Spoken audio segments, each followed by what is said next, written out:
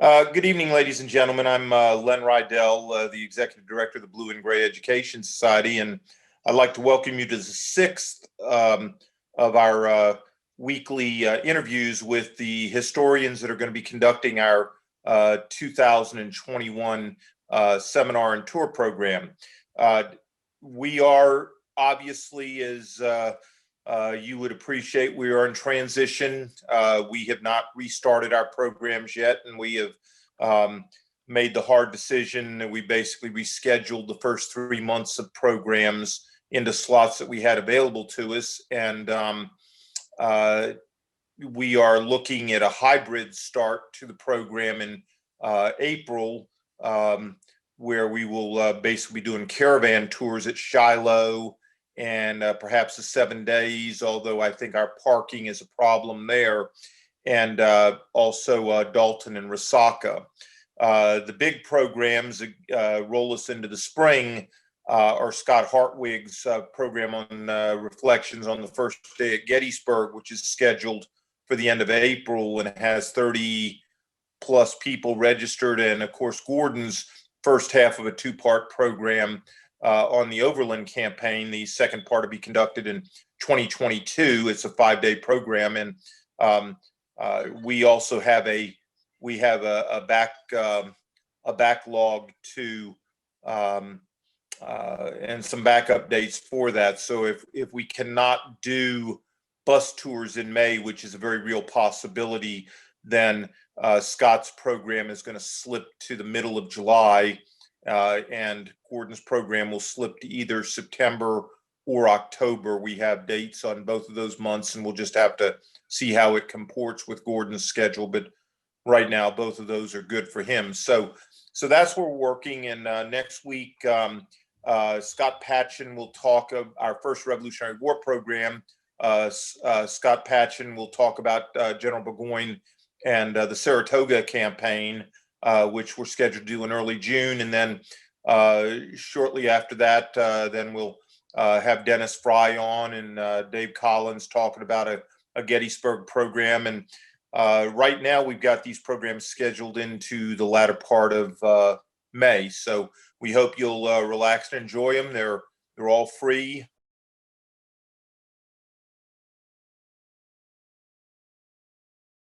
Let me offer one more endorsing comment before we start. The project that Karen has done with the Lincoln Archives, I heartily endorse it. I encourage you to go take a look at it. All the content that is there is for free.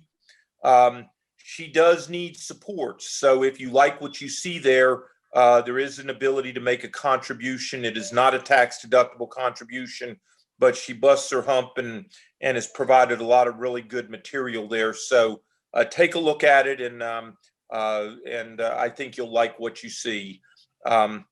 So with that, I'd like to introduce our speaker this evening. Gordon Rhea, of course, is the master of the Overland Campaign. I've known Gordon, I guess, Gordon, we first got together about 25 years ago, 1995, yeah. Yeah, and it's been a heck of a good ride since then. I think in that period of time, I think practically everybody in the Civil War universe knows who you are. So I'd like to jump right into it and ask you if you would give us a little oversight about your interest in the Overland Campaign. What prompted it? What interests you the most about it? Tactics, personalities? What makes it work for you? Well, I guess that kind of starts with, why did I get interested in Civil War history? And how did I focus into the Overland Campaign? And my interest in the history actually started from childhood. My dad was born in 1901 in a little town in southern Tennessee. And all the old men at the store were Confederate veterans. It was only 35 years after the war.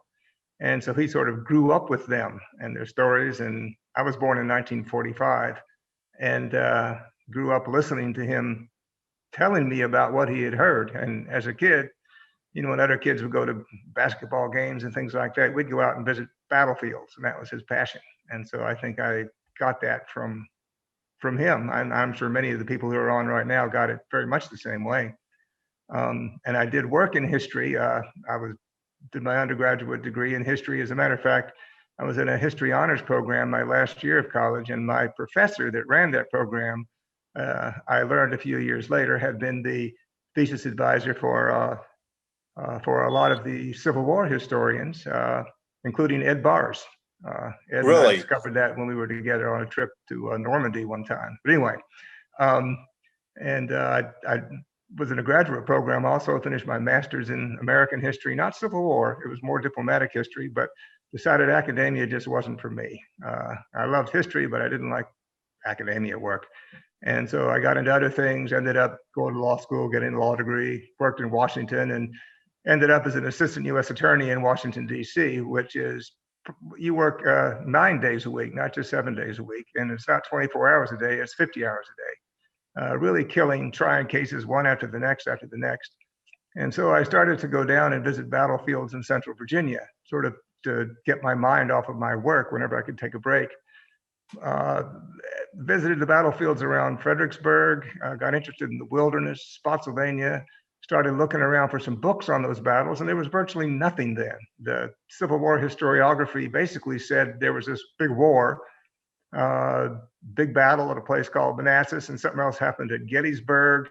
And then it ended a year later when Lee surrendered to Appomattox. And what happened between Gettysburg and Appomattox was pretty much unexplored.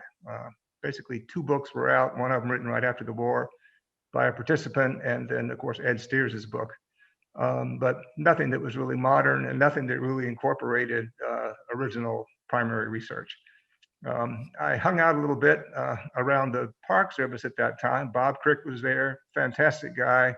He was the chief historian, sort of took me under his wing. They had collected primary material from across the country there at the park. He had 200 or 300 volumes of material, and he actually instructed the park personnel, whenever anyone would come there and would indicate they'd had an ancestor who fought in those battles, to please contribute copies of whatever letters or diaries they had to the park. And I got fascinated with that, went through all their materials, and then started corresponding with experts. And then in my work as a lawyer, I was traveling around the country doing depositions and started to hit all the archives, and made this terrible vow that I'm still having to live with, and that is I'd write a book about the Overland Campaign. And it started off with my book on the wilderness. That went well. So then Spotsylvania Courthouse, then North Anna Campaign, then Cold Harbor, and then, of course, on to Petersburg. It's been, well, it's given me something else to do other than law for the last 30 years. Law is very confrontational, and of course, history is collegial. And I got to say, I just got to throw this one thought out. In Civil War history, the group of people who do it, the historians, the Gary Gallaghers, the Bob Cricks, and the Pete Carmichaels, we can go down the whole list, work together. It's an astoundingly collegial bunch. I realized how collegial the bunch was a couple of years ago when I ran into some Lincoln historians, and one of them pulled me to the side and said, "Don't ever talk to that guy over there because he hides manuscripts to make sure that nobody else can use them before he does." And I thought, my God, what kind of academia is this?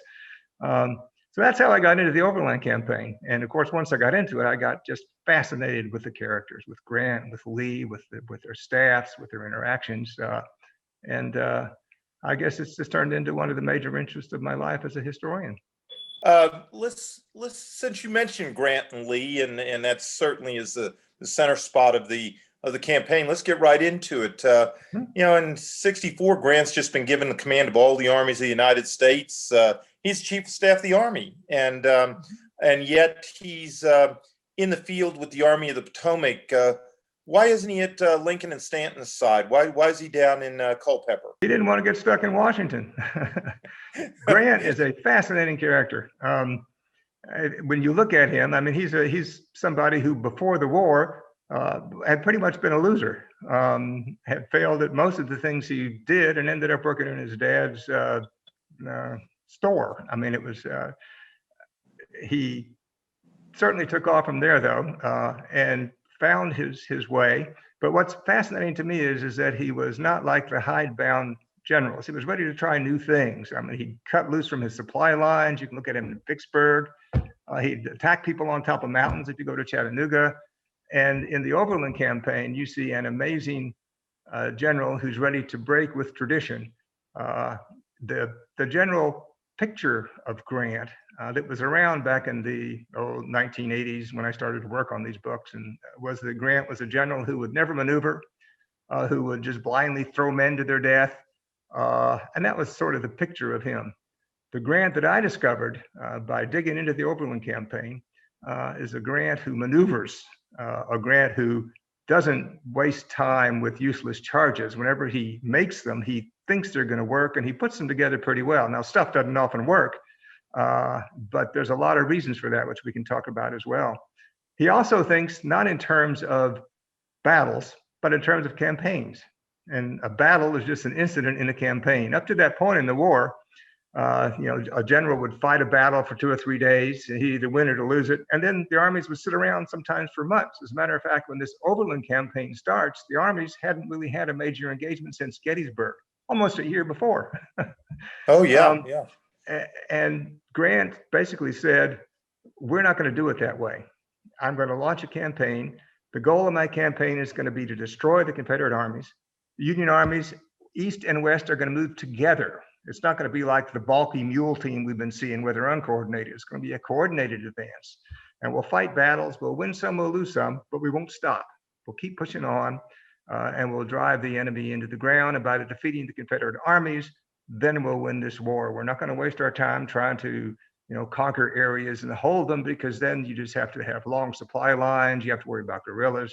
We're going to destroy the Confederate army. So I think what we see is a general who really changes the way warfare took place. And Grant's method of fighting, his concepts of campaigns rather than simply battles, is what carried forward. It was obviously copied in Europe by the Germans. When you look at what happened in France in 1870, 71, and of course carries up into World War I as well, and to the modern day. So fascinating guy. And that, I agree. He did not want to sit in Washington, because he realized if you get stuck in Washington, you're basically a paper pusher. So he ends up traveling with the main army in the East being basically Virginia. And that leads to some good things, but also some bad things. We can get into that as well when we talk about some of these personalities. Sure. 1863 wasn't a very good year for Robert E. Lee and the Confederates. And tell us about Robert E. Lee and his army at the start of the spring campaign of 64. All right.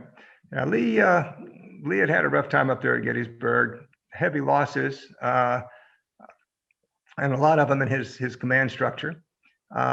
He had been, I think, in many ways fortunate in that the Federals have not followed up to Gettysburg very strongly, and really not much had happened over the last many months. So by the time you get to the spring of 1864, the Army of Northern Virginia, Lee's army, is back up pretty much to strength. It's got about 65,000 soldiers in it. The bulk of these are veterans. There are some new regiments, some new folks. The Confederates, though, when they would bring in new people, generally they would add them to existing regiments so that the greenhorns could learn from the experienced soldiers. Unlike the Union Army, it would bring in totally greenhorn regiments, often headed by colonels who'd never been in combat before. So it was a good way to run things. So the Confederate Army was actually in pretty good shape. Morale was pretty high, but Lee found himself in a tough situation. He was used to taking the offensive, and he's famous for those flank attacks when he'd go around either side of the enemy and all the surprises he liked to pull on his opponents. Here's the situation he found himself in. The Army of Northern Virginia was just below the Rapidan River, that river running through central Virginia. On the northern side of that river, was the Army of the Potomac, the main Union Army. It outnumbered him about 2 to 1. He knew that there was going to be some heavy fighting, but he didn't know which side of his army the Union force was going to try to come on. Was it going to flank him on the left or on the right? Grant was thinking in terms of a campaign that involved several armies. He wasn't just going to have one army go after Lee. He was going to have 3 armies go after Lee. So Grant placed the Union force under Franz Sigel in the Shenandoah Valley off of Lee's left flank, and then brought another force up into Lee's rear And this, of course, is going to be General Butler with the Army of the James to threaten Richmond.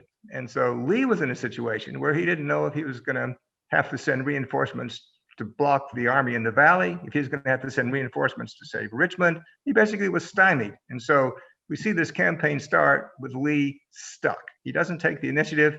Instead, he waits there on the Rapidan River, sends his cavalry out on either flank to let him know if the main Union Army, the Army of the Potomac, is moving, but he just sits there. And he sends sends a message back to Richmond, back to President Davis, and tells him basically, if we have to withdraw from this line to fall back from the Rapidan River, then great injury will befall us. In other words, he knew the jig would be up because he would then have to fall back basically to Richmond to protect the capital.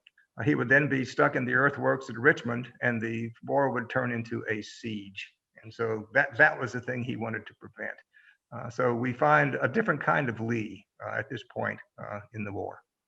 With the crossing of the Rapidan, what's Grant's greatest challenge, and what's his objective? Well, yeah, Grant's objective, and again, you see it described various ways, and some of the older books talk about Grant's objective was to take Richmond. That really wasn't his objective, and I think it's pretty clear when you go through all of his writings and the contemporaneous correspondence among the various officers. His goal was basically to destroy Lee, to defeat the Confederate armies. There were a couple of reasons for that. One of them was political. 1864 was an election year, and in November, of course, Lincoln was up for re-election. There was tremendous war weariness in the North. There had been the draft riots in New York, et cetera. And victories were needed in Virginia, in the Eastern Theater. And the worst thing that could happen would be if the Army of Northern Virginia was able to win some more big victories. That would be the end, of course, of the Lincoln administration. Grant also wanted to win a war, irrespective of what the politics were, and realized that, again, the way to win the war would require destroying the Confederate force. So what he does, obviously, is he launches his campaign with these three coordinated armies, the main one being the Army of the Potomac. He decides to travel with the army. Now, the head of the Army of the Potomac is General George Gordon Meade. Meade, of course, was the hero of Gettysburg, but he's in pretty bad shit right now, to put it mildly. Mainly in trouble with the Lincoln administration and with many others for his failure to really follow up on that battle. There's a congressional committee actually investigating him, and we know how tough that can get. And so Meade was basically in a bad position. Grant had to decide whether to keep Meade in charge of the Army of the Potomac or put somebody else in there. He met with Meade just before this campaign begins, I think on March 10th, down at Culpeper Courthouse on the north side of the Rapidan River, talks with Meade and decides to keep him on. First, because Meade offers to resign, and that impresses Grant. But secondly, because he realizes if he doesn't have Meade, he'd have to invent a Meade, basically somebody who knows that army, who the soldiers in that army trust. So he decides to keep Meade on, but he decides to travel with the Army of the Potomac.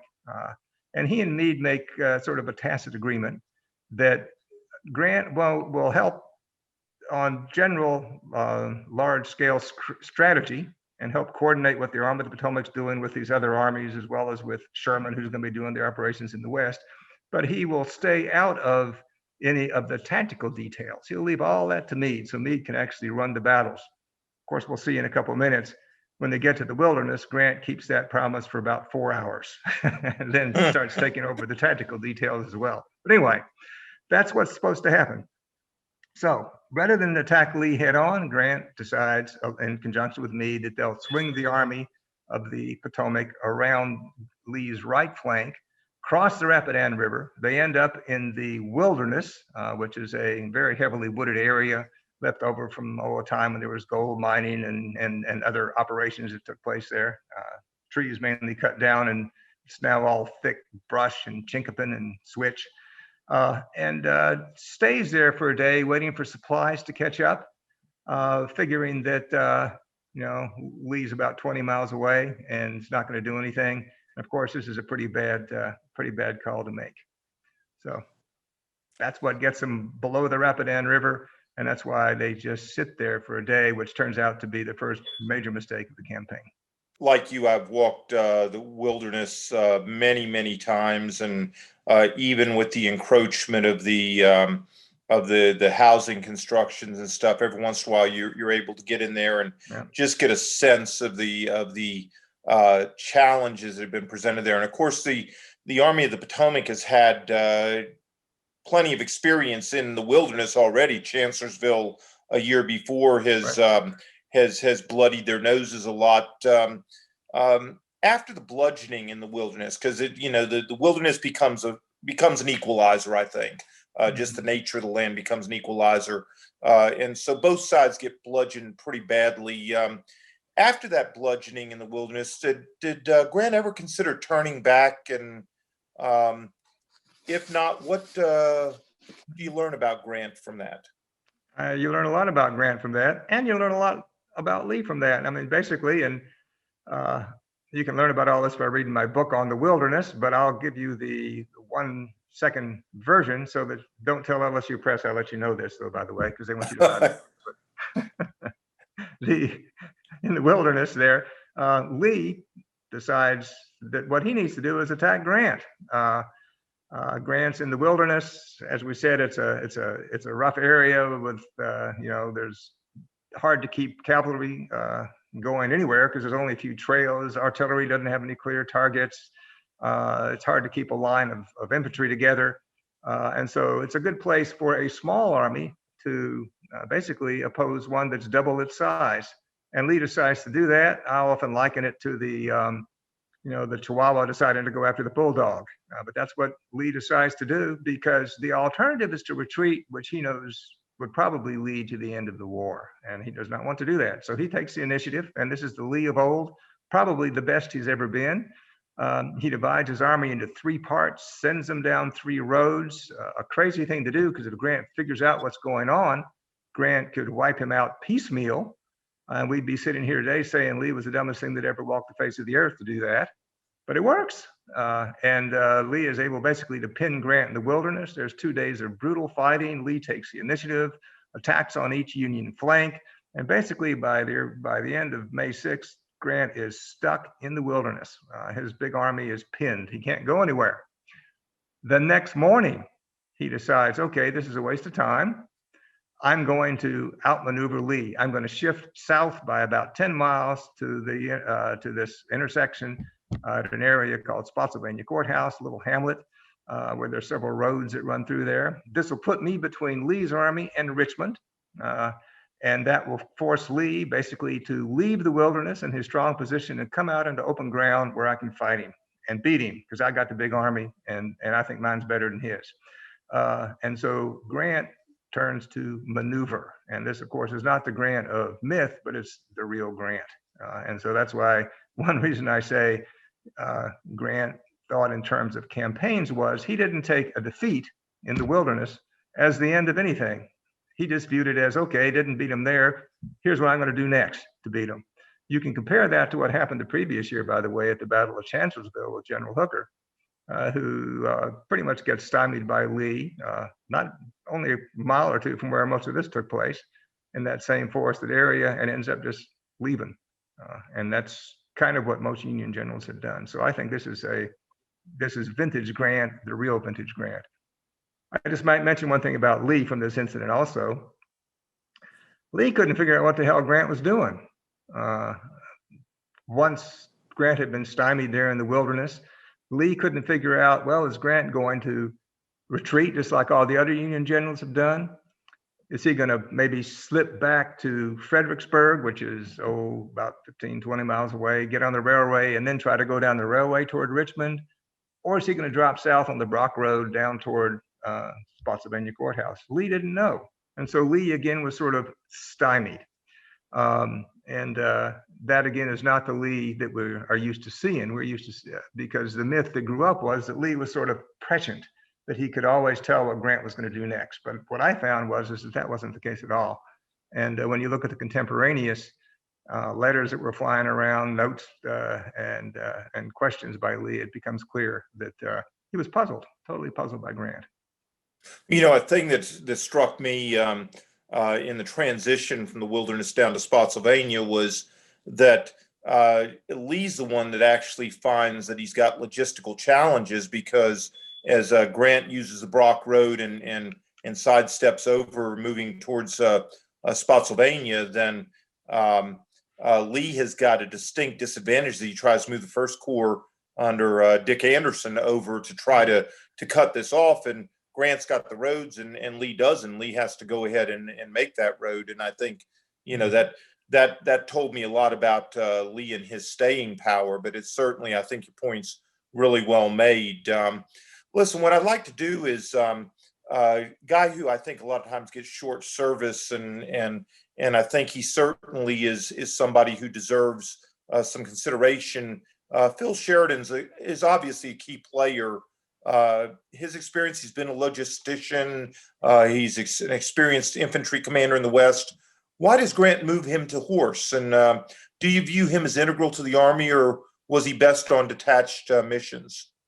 Yeah, he's an interesting story. Of course, Phil Sheridan had been with the armies in the West. Grant got to know him that way. He had virtually no cavalry background. He had run some cavalry for a couple of months, but that was it. Mainly, he was an infantry guy, but Grant had been impressed with him, particularly in the more recent of the Western campaigns.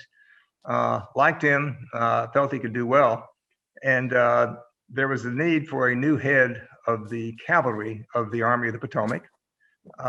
Pleasanton was in the doghouse. Buford had died, and there was a need for somebody to come in. And Grant decides the guy that can fit the bill best is Phil Sheridan. He liked him. He knew him. He'd seen him. He knew he was tough. He was innovative.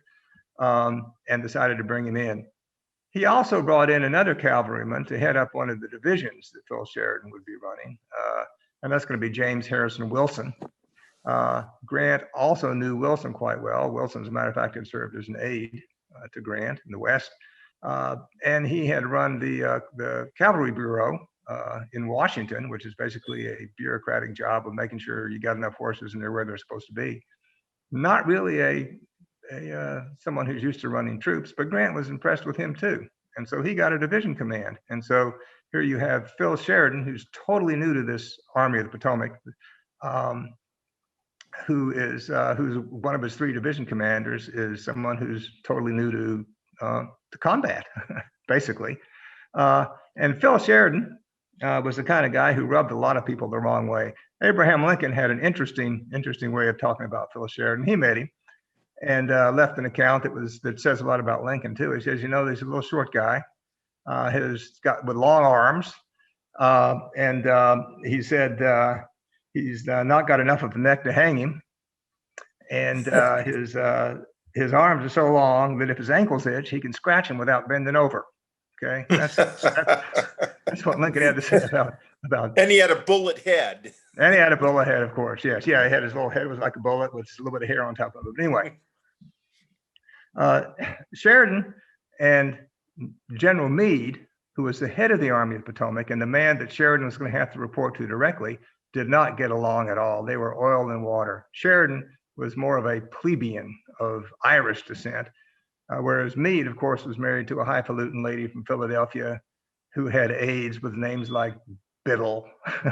Yeah. And some of the top people, Lyman, and these men were like oil and water, and they started to not get along immediately. Right before the campaign began, as a matter of fact, Meade decided that the role of cavalry was to reconnoiter, find the enemy, and also to hide the infantry from the enemy by putting up some good lines. And Phil Sheridan said, that's a waste of time. I like to go out and fight, so I'm going to go after the enemy cavalry. And that's exactly what happened in the Wilderness, and may have been why the Federal Army lost the Battle of the Wilderness. I advanced that in an article or a chapter I wrote one time for, I think, Gary Gallagher's books or one of those things. But as the armies move into the Wilderness, Meade directed Sheridan to find Lee's army, which he knew was somewhere there off his right flank, and shield the Army of the Potomac's moves. Well, Sheridan decides he'll send James Harrison Wilson, who's got no experience at all, to do that. And Harrison does basically neither. Can't find Lee's army and doesn't set up a shield to basically screen the Union Army, and that leads to the debacle, I think, largely in the wilderness. As the armies move out of the wilderness, Meade gets pissed off at Sheridan because Sheridan's not clearing the Brock Road south fast enough for him. And the next morning, there's a big showdown between the two men in Phil Sheridan's tent. And basically Sheridan stomps out, pissed off, and Meade goes over and says to Grant, basically, this Sheridan, you can't do anything with him. And he wants to take the cavalry and fight the Confederate cavalry and kill Jeb Stuart. And Grant said, well, he usually knows what he's talking about, so let him do it. And so this was basically Meade writes home that evening, as a matter of fact, to his wife, to Emily. He says, to Margaret, he says to his wife, if I could resign right now, I'd do it, but it wouldn't be honorable.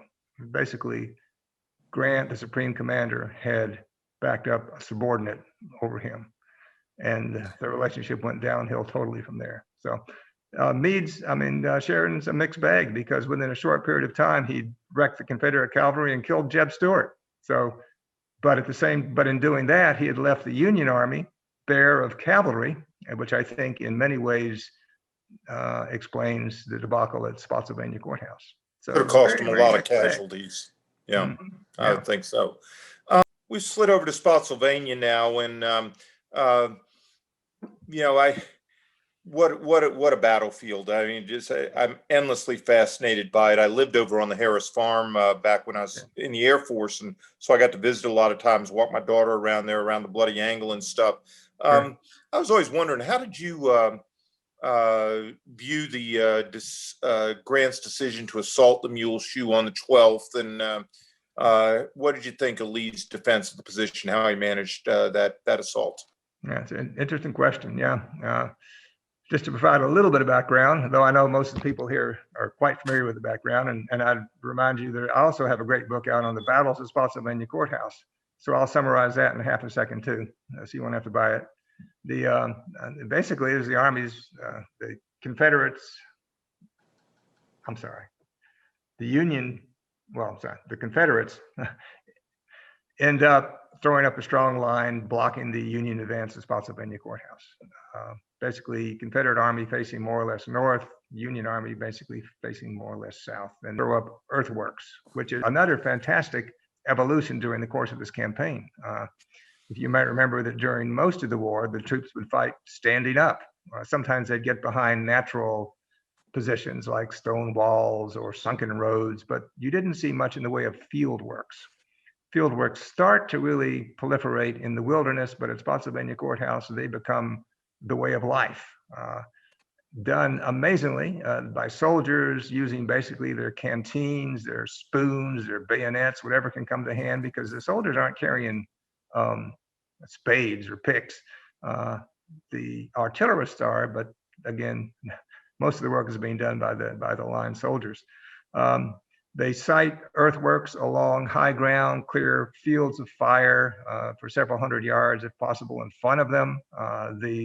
Some of the engineers actually figure out to drive stakes in the ground to mark out yardage, so that the artillery will know how to set the fuses to get the best effect on when the lines are attacked. Confederate lines turning into sort of an impregnable bastion, blocking the Union way south, but it has one defect in it, and that is that toward the middle of it, it has what the soldiers ended up calling a mule shoe, which is a huge protuberance, basically, that looks like a thumb toward the Union line. Basically, it's about half a mile deep, about half a mile wide. It gets lined by the Confederate Second Corps, Dick Ewell's boys. Grant launches a series of attacks at Spotsylvania Courthouse. None of them succeed, but he discovers this mule shoe in the Confederate line and decides he will launch basically the biggest attack of the war against it.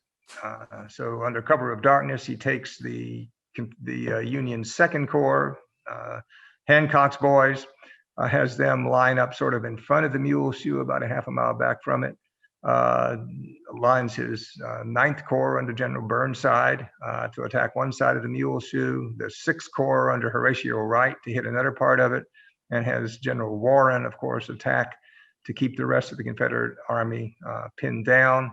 Basically a massive attack against the weakest portion of the Confederate line. A damn good idea. This maneuvering to get into place takes place overnight. It's raining like the devil. Lee learns the movement's taking place, but decides that what's going on is that the Confederates are retreating. I'm sorry, the Union force is retreating. So what Lee decides to do is to pull his artillery out of the Muleshoe, bring it back to Spotsylvania Courthouse about a mile to his rear, and then let it in the morning get on good roads where it can join the pursuit of the retreating Federals. So basically, Lee totally misreads what's going on. Grant's getting ready to attack, not to retreat. And his attack is going to take place against what is probably the weakest part of the Confederate line. Because if you think of it, a Muleshoe, and again, I don't have any pictures of it, but if this is a Muleshoe here, and here's the top of it, Union forces attack, they can hit the whole head of the Muleshoe. They can come in from each side of it, basically crunch it in. The Confederate soldiers inside of that Muleshoe, obviously the ones on this side over here, can't do anything to help the ones over here, and vice versa. Basically, the Confederate force in that configuration is about as weak as it can get, and gives the Union attacking force the huge advantage. So Lee makes what's probably the biggest tactical blunder on his part in the campaign. He knows the weakness of that Muleshoe, but in deciding that Grant is retreating rather than getting ready to attack, does exactly the wrong thing, and that is pull his artillery out of it to weaken it still more. So sun comes up on the morning of May 12th. Union force makes its attack and is extremely successful, crunches in the whole head of the Muleshoe, something like 3,000 Confederate prisoners pouring to the rear, the Confederate 2nd Corps in shambles. And then I think we see Lee at his finest, screwed up the night before and gets at his best the next morning, because he realizes that what he has to do basically is recapture that Muleshoe, hold it for a period of time so that he can build a new line right behind it on high ground, basically pull back. So he takes a look at what's going on there. He sees General Dick Ewell as his commander of his 2nd Corps, riding around within the Muleshoe, swatting soldiers in the butt with his sword. And Lee basically goes up to Ewell and says, "Ewell, if you can't control yourself, how can you control your men?" And I think this is the end of that relationship between Lee and Ewell. Lee then sort of takes personal command of his army, sitting right there, bullets flying by. There's accounts of artillery fire, Union artillery fire, going between Traveler's legs, Lee's horse. Lee's right in the middle of it, pulls John B. Gordon's brigade in of Georgians, sends them against one part of the Muleshoe to drive the Federals out, sends his various other units in, Abner Perrins, Alabamians, whatever, drives more Federals out. He basically coordinates brigades from different divisions, from different Army Corps as he has, but his best combat guys to retake and hold the interior of the Muleshoe, which they do for the next 15, 20 hours. While a new in the line pouring is built rain. to the rear. Right. Right. And sometime in the morning, 2, 3 the next morning, after massive casualties, huge fighting, Lee withdraws completely from the Muleshoe. And when the sun comes up the next morning, Grant finds the Army of Northern Virginia in a stronger position than it had been yet in the campaign. So interesting set of events. I think it says a lot about both generals. It says that Lee screwed up, but then was able to make a marvelous recovery. And it also says that Grant had a great idea, but the execution of it was extremely flawed. And of course, the interesting question is what went wrong? Well, what went wrong was there was nobody on the Union side up at the front to really coordinate what was going on. Grant was about a mile to the rear. Meade stayed a mile to the rear, so none of the main commanders were up to the front. General Hancock, who was supposed to be up there, was in bad shape, spent very little time there, and he was still recovering from a wound he'd gotten at Gettysburg, was taking laudanum and other painkillers, basically, to survive. It was a mess. It was like pouring thousands of Union soldiers into an area with no command and control. So it says a whole lot about both armies and about both commanders. Yeah, I think the thing that most impresses me or has the most profound impact on me about the mule shoe is the duration of the fighting. I think that when you put two people in that level of contact, I mean, even World War One, they pulled back and the lines pulled back. At this point, though, you're talking about a combat that once they engaged, they're literally just separated by the earthwork that's between them for 20 hours, 20, 21, 22 hours. And the intensity of that is just unbelievable. I just find it the most horrific of all the campaigns, all the battles of the war. I think that may have been the most horrid of all of them. Yeah, I spent a lot of time collecting accounts from men out of that who were involved in that fighting. I mean, the Confederates were in their entrenchments. They'd jump onto the earthworks, fire down at the Union soldiers who were packing just on the other side of it until they got shot, and somebody else would jump up into their place and start fighting. They were slugging each other with the butts of the rifles and bayoneting each other continually. The Federals rolled artillery right up to in front of the mule shoe and blasted huge holes in it. The Coehorn mortars were firing mortar shells that would drop up and then drop back down into the Confederate works and explode. It was unbelievable, and it goes on for hour after hour after hour. Yeah. But the Confederates were able to hold. Yeah. It is what it was. A lot of historians have painted Grant as a butcher. Certainly, that's the entry point that so many of the lost causers have put forward for years and years. It did, he just won because he had so many men. He just bludgeoned people and stuff. That he never maneuvered, and that Lee had this uncanny ability. And of course, we know that from the battle at the Mule Shoe that Lee was wrong. He anticipated that Grant was moving, and he pulls his artillery out and has to rush it back in just before the assault takes place. What do the Wilderness and Spotsylvania battles tell us about the popular interpretations of Grant and Lee? Yeah, I think up until moderately recently, they were partisan. There still are partisan interpretations of Grant and Lee. I don't know. When I started working on my books on these battles, I'm an attorney, and I know a lot of people laugh about this, but I said, I grew up in Tennessee. I was born in Virginia and grew up in Tennessee, and Grant is not too popular in either one of those places. And I listened to my father when I was a kid, and of course he was an unreconstructed Confederate. But I said to myself, let me forget all of the myths and stories and interpretations of these various generals, and let me collect the information and evidence, set it out, and then say, okay, what does this add up to? The same way you would have to do if you were doing a legal brief or whatever. And that's what I tried to do. And I've got to say, my honest opinion is, first, they were both top flight generals. I admire both of their generalships. I think Grant changed the mode of warfare, was always thinking ahead, was ready to do things that were innovative, that made sense to him, and operated with a combination of assault, maneuver, but always with an eye toward the ultimate goal. And I have to say, I think he's the best general in the American Civil War. Lee did a spectacular job with a small force having to defend against a large one, a small force that not only had to defend against a big one, but also lacked the same, the supplies and backups and reinforcement capacity, and did an excellent job. Both those generals made mistakes. They're human beings, and they're operating in environments where it's often very hard to tell what's really going on.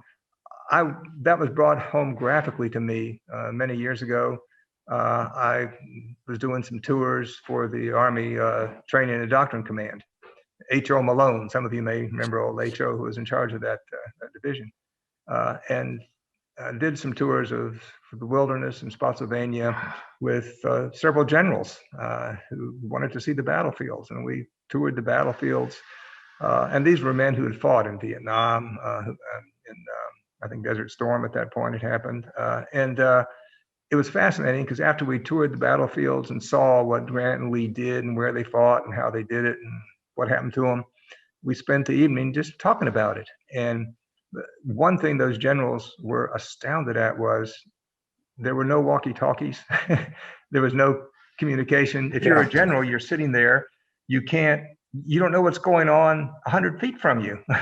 And you've got a line that's extended for several miles and it's in woods. How do you control this? I mean, during these battles, and this is another thing that makes them interesting, Grant did set up telegraph lines and ran telegraph lines from his headquarters out, but that didn't always work too well either. Another thing that modern generals came away from this astounded at was the enemy could be just on the other side of that hill and you wouldn't know it. And finally, your artillery, they didn't even have artillery spotters. So you couldn't have anybody radio back to you to fire a little bit more to the left or whatever. I mean, and so when you consider that, and you consider that here's Grant or Meade sitting a mile to the rear, can't see a damn thing except a bunch of smoke and some trees, how are they supposed to make this thing work? And Lee's in the same situation. And so, it's easy to sit here today and say, Lee should have figured out what Grant was doing. But the reality is very different. Sure.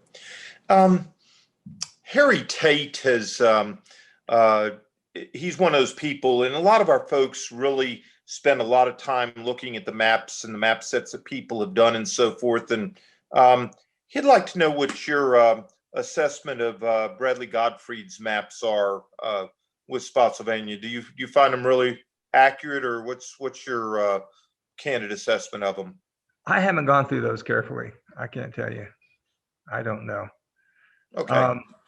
Maps of the battlefields themselves, the ones I love, are the old Mitzler maps, which, as you know, when the war ended, there were all of these topographical engineers with no work, and so they were basically sent back to the battlefields to map what the battlefields looked like, and of course, many of them had been there, Mitzler himself, and they mapped the fields, mapped where the lines were, where the entrenchments were. I mean, it's invaluable in trying to understand those battles, where the houses were, where the fields were. I mean, they show you what everything was, and those are the maps I like to go by. In my books, I've always used George Scope, and George is, I think, a very good map maker.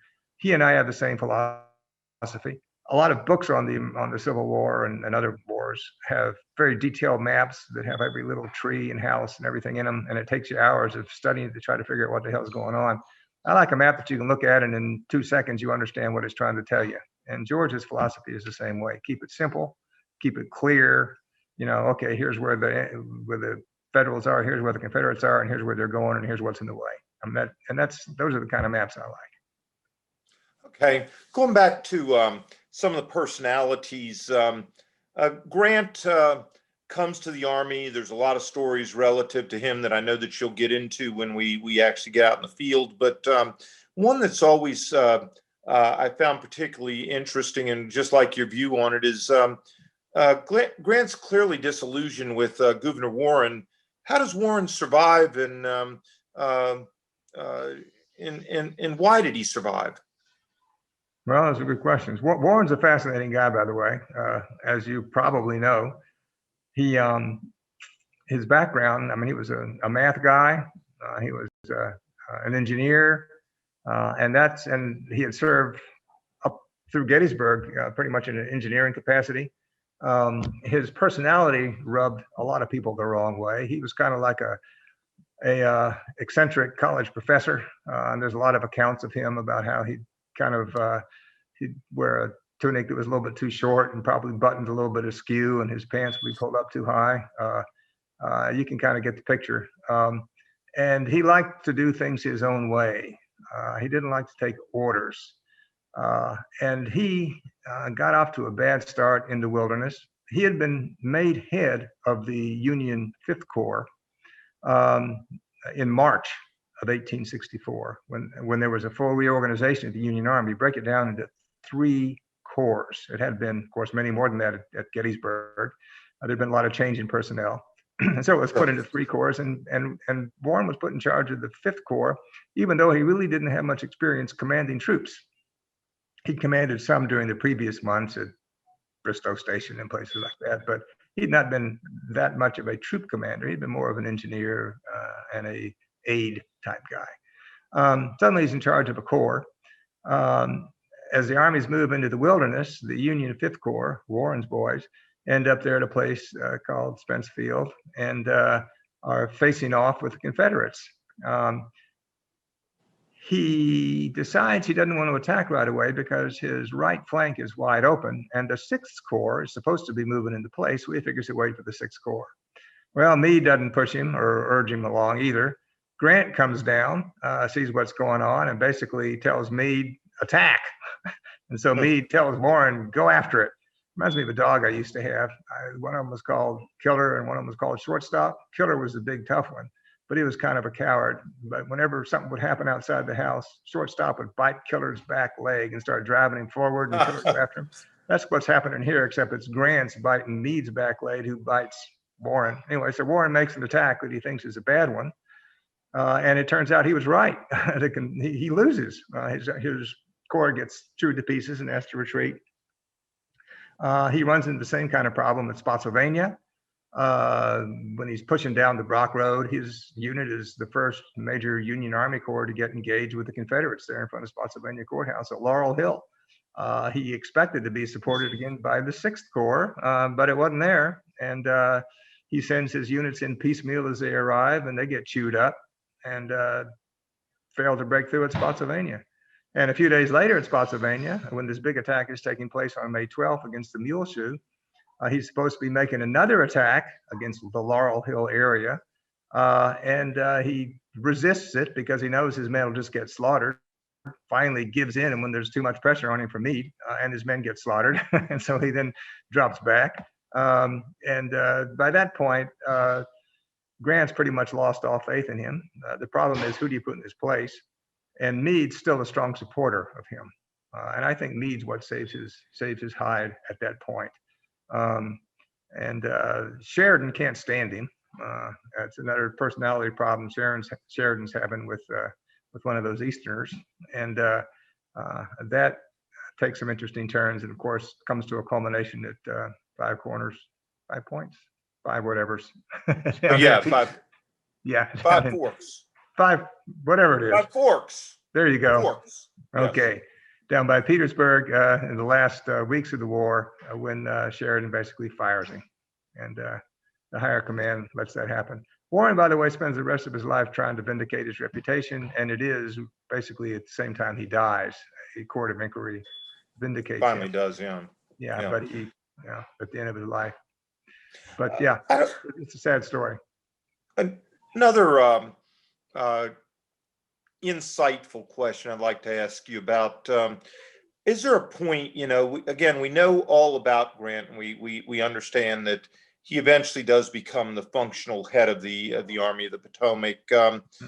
What does Grant see, in your opinion, what does Grant see that ultimately convinces him to take the control of Meade's army and direct things from that point on?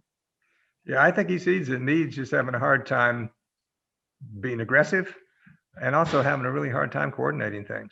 And it starts off there pretty much right away in the wilderness when Grant gets there and sees that nothing's happening and just basically orders Meade attack.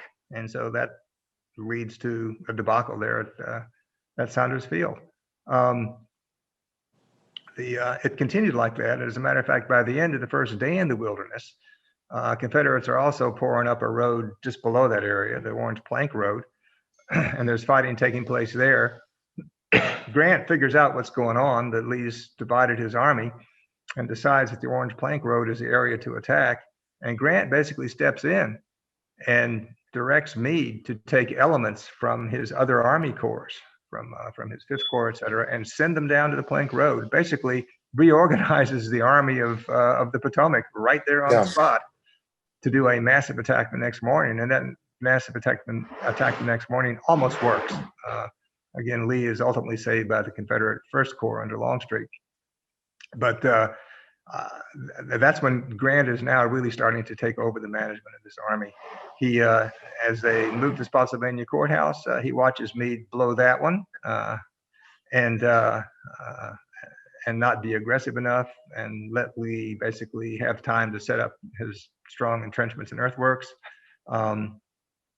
And it's one stage after the next like that. And that's the ultimate calamity, of course, takes place at Cold Harbor, which I know is beyond the time frame we're looking at, but it's toward the end of this campaign when Grant finally decides to make a major attack against Lee there right by Richmond at Cold Harbor, and leaves the details of putting the attack together to Meade, and Meade basically does nothing. I think that was the ultimate break in their relationship. You can learn a lot from reading the letters that men write home to their wives, and the Historical Society of Pennsylvania has marvelous collections of the letters of Meade and of Biddle and his other aides that they were writing home, and it's powerful.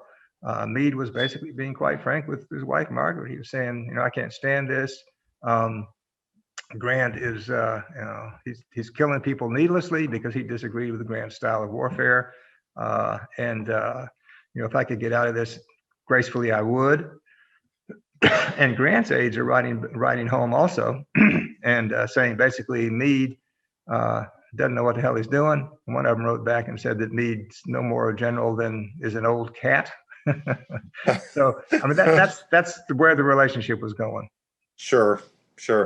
I want to ask you two more questions, Gordon, if we can get through them. Sure. The first is the early part of this campaign reveals Lee on the battlefield to be a man of inspirational courage. What do you make of him, and would you have followed him, and why? Would I followed him? Yeah. Well, I don't know. I guess there's a couple of levels to that question. I don't think I would have fought for the Confederacy or the Confederate Army, so I wouldn't have been there to do it. But assuming that I would have, I think he would be the best general to have been following. Yeah, I mean, he was someone whose talent as a general was, I believe, higher than any other Confederate general. It was an army that had its own identity, its own pride. When you read the letters of the soldiers in Lee's army, that gives you an idea of how they felt about him. I mean, they loved him, they revered him, and I was impressed with a lot of the letters during that Overland campaign, because the Lee soldiers, even though Grant was maneuvering them out of their positions, when they would actually go into combat, they usually would win, at least stymie the Federals. They thought right up basically till the end that they were going to win. They really believed in Lee, and they really believed in their army. So yeah, I think his army had an esprit de corps that was spectacular. Pretty remarkable, yeah. Let me ask this last question. You've lived, as I said at the start of this, we've known each other for 25 years, and you were pretty well into all this, and we have been out many times over that time in stuff, and you've subsequently written 4 other books from the first one, and peripheral books, Charlie Wilden, book Carrying the Flag, and so forth. After all this time, 30 years of this, you've lived with the Overland Campaign. What stays with you after all these years? What is it that really, when you look at it and say, I really picked something up here, and this is something that I won't ever forget? I guess what I think about in my quiet times about that campaign is the letters that I've read from all those soldiers, and what it was like to be in those armies and go through that campaign, and how the hell they did it. If you stop and think about it for a minute, this campaign starts with horrendous march across the Rapidan River. It then goes into immediate fighting, and this is massive fighting. And for the next 40 days, 42 days to be more exact, it's nothing but march and fight. The regiments, of course, are drawn from, each regiment is drawn from pretty much the same, a common locality. And so the men that you're fighting with are your neighbors, the son of the man that runs the grocery store, et cetera. You're watching them getting wounded, getting killed, getting blown to shreds. You're sleeping next to their bodies. You're not getting any food. You can't change your clothes. And this is happening in both armies. And it is horrendous. And I think the one thing that, I mean, it's fascinating to study the generals and to study the movements of the armies and talk about who was a better general, et cetera, et cetera, et cetera. But when I look at the endurance of the men who were there fighting those battles, I'm astounded and moved. I think never, soldiers are soldiers are soldiers from generation to generation. You know, when I take a lot of the wounded warriors around for 13 years, we've been taking wounded warriors out of the hospital and so forth. And you're meeting with the most remarkable men who were ordinary people who became extraordinary, and what they've endured and so forth. It's really remarkable. And a soldier, whether he wears olive drab or gray or blue or red or whatever, really tends to be a really special kind of person at those worker levels, I think. Yeah, we talk about, I mean, we're now aware of post-traumatic stress disorder and various things like that. Back then, they didn't know what that was. But if we were to, and I think it would be a fascinating study, some has been done of that, but I don't think enough, of these men who fought under those conditions, which, I'm not trying to denigrate modern conditions, but those that they had then were just absolutely horrendous, because you had really no logistical support or anything else. And the men getting killed next to you were the friends that you were growing up with in your own hometown. And then when that was done, not only did you go through all of that, but then you went back to your hometown and it was wrecked. The families were destroyed. If you were from the South, there wasn't nothing left of it. If you were from the North, the families, the towns were gutted. I mean, the psychological impact of that was huge. You see some of it in letters and later accounts about how, so-and-so was just never quite the same, whatever. But I don't think we've ever been able to fully gauge the psychological impact of that war on our nation. I agree. Gordon, time flies when you're having fun. We've run our hour. All I can say is I'm really kind of a selfish guy. I always used to welcome people to my Walter Mitty dream, and we've got the better part of 50 or 60 hours coming for just the first half of this. And so what we've talked about for an hour, we'll have 5 full days to deal with that, whether it be in May or September or October, but one way or the other, we're going to get together and have a mighty good time. Thank you for taking the time to talk with us tonight. Loved it. We had about 50 people on board, and they all stayed with us. So I think a very nice night tonight, and I do appreciate you very much. My best to Catherine. Thanks, and I'm glad it didn't drive anybody off. Thanks so much, guys. Gordon. Okay. Thank you. Good night, Well everybody. done. Wish you all the best. Okay. Talk to you again. Bye now, Okay. Gordon. Bye-bye. Bye. Bye. Thank you all, folks, for coming. Next week, Scotty Patchen talking about Saratoga on Wednesday night. Thank you and good night. Okay.